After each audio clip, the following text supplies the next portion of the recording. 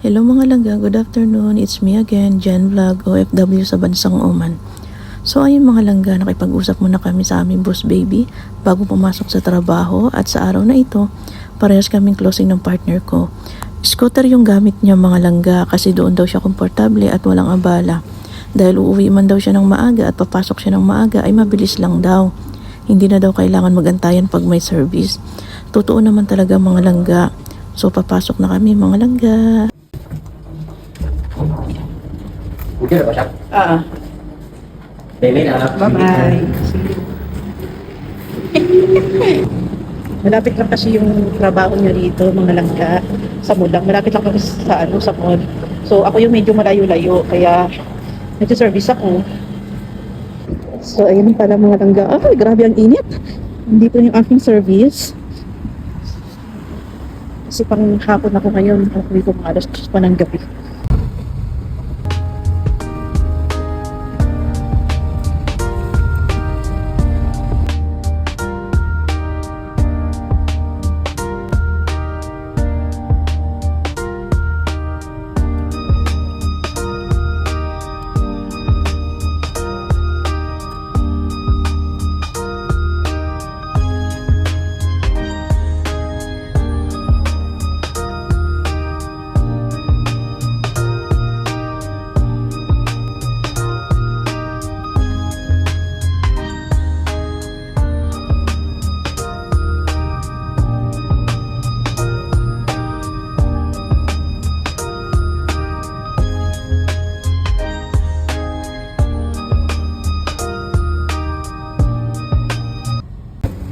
So, andito na nga ako mga langga. Nakarating na ako. Ay. Hello, Puto! How are you? So ayun mga langga, pagkarating ko dito sa shop, dumiretso agad ako na sa shop kasi maglalagay ako ng pabango kasi nalimutan ko talaga maglagay ng pabango mga langga. At hindi nang uinit ngayon dito sa Oman, grabe amoy araw agad ako. So ito mga langga ang aking pinagtatrabahuhan. Napakalawak niya, di ba mga langga? Mag-isa lang ako dyan.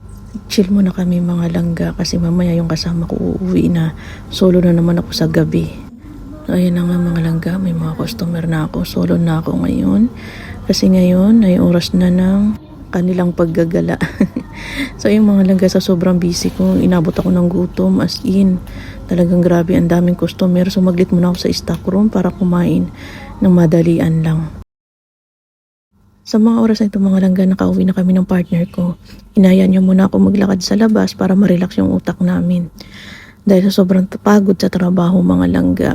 So ayun mga langga, hanggang dito na lang. See you on my next vlog. Bye-bye!